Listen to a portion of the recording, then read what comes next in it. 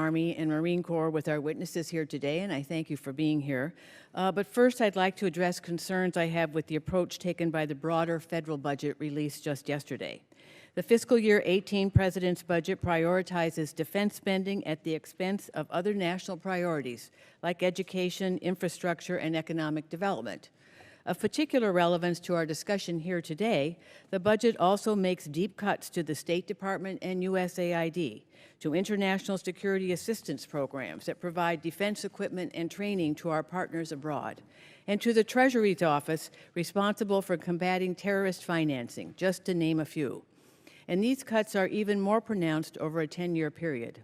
Increasing defense spending at the expense of these other critical programs will not only make us less safe, but will undermine important investments key to our national competitiveness and our long-term security.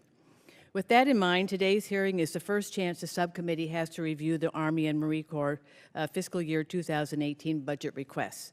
The delay in completing the budget does put pressure on us to get as much information today as possible, given the short time available before consideration of the 2018 NDAA next month.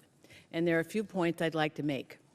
First, the 2018 budget request for Army and Marine Corps modernization accounts do appear to show modest growth in comparison to the final 2017 figures for both services.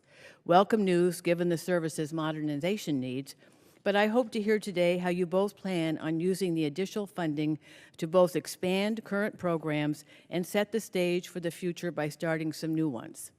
Research, development, test, and evaluation accounts seem to have also grown at a modest level. I have been worried for some time by the rapid decline in R&D funding, especially for the Army, which over the past few years has reached troublesome lows. I hope to hear more today about both new development programs and expanded research in the science and technology, or S&T, accounts. The second broad issue I wanted to touch on is the importance of keeping a focus on improving personal protective equipment like body armor, helmets, and related materials.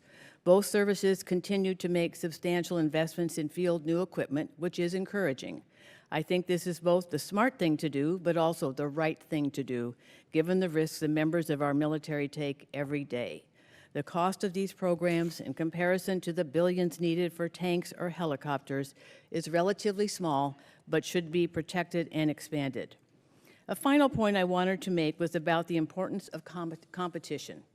A series of laws, executive orders, and subsequent regulations make full and open competition the standard method for acquisition of equipment by the military services.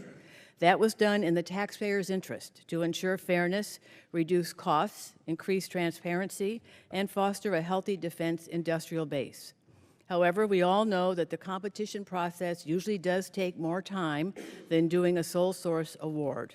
For me, that trade-off, a more time-consuming process, is worth it, except in cases of true emergency combat needs or when optimal products already exist in the commercial sector, situations which have prompted the Congressional Defense Committees to craft needed workarounds.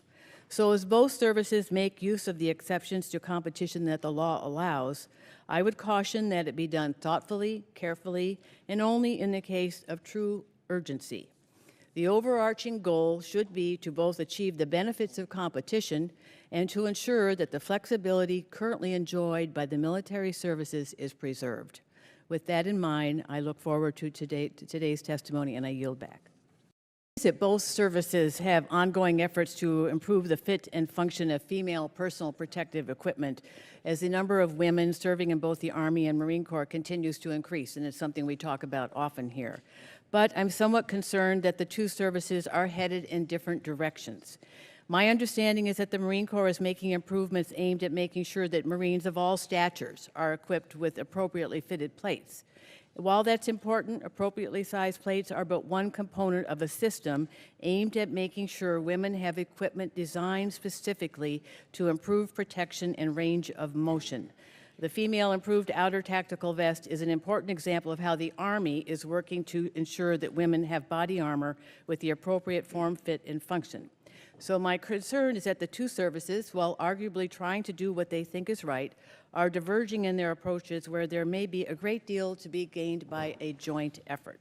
So General Ostrowski and General Schrader, would you both talk about what you're doing in this area within your services and how it differs from the other service and why that's the case? So General Ostrowski. Ma'am, thank you for the question. I will tell you that I think you're very well aware that the Army has not only sized body armor for our males, 11 different sizes, but also for our females, 11 separate sizes with respect to body armor. In addition to the 5 torso and 3 side plates in terms of different sizes that we've had in the past, we've added an additional 3 torso plates as well as an additional smaller side plate in order to address additional concerns with respect to our female soldiers. Our next generation soldier protection system, which will consist of about 121,000 systems for the folks, our soldiers that are on the leading edge in terms of engaging with and closing with the enemy in a close fight, will also include sizing for women. This is important based on where we've gone in terms of the Army and females' ability to serve within our infantry and armed forces. In addition, we will have 8 total sizes for the soldier protection system. This sizing is based on human factors design that we have done in conjunction with the Marine Corps. And the 8 sizes, again, fit not only our male soldiers, but are designed to fit our female soldiers based on the addition of the new plates, as well as the scalable torso protection system that we have. We'll go to General Schrader now. I'll give you a quick time to respond. Maybe if you need more time, put it in the record later. Go ahead. Yes, ma'am. So I think General Ostrowski said it exactly what we're doing too. We are working with the Army on our new plate carrier that we're getting ready to field. As far as the plates are concerned, we're buying the same plates as the Army. So yes, ma'am, we're working with the Army and moving forward.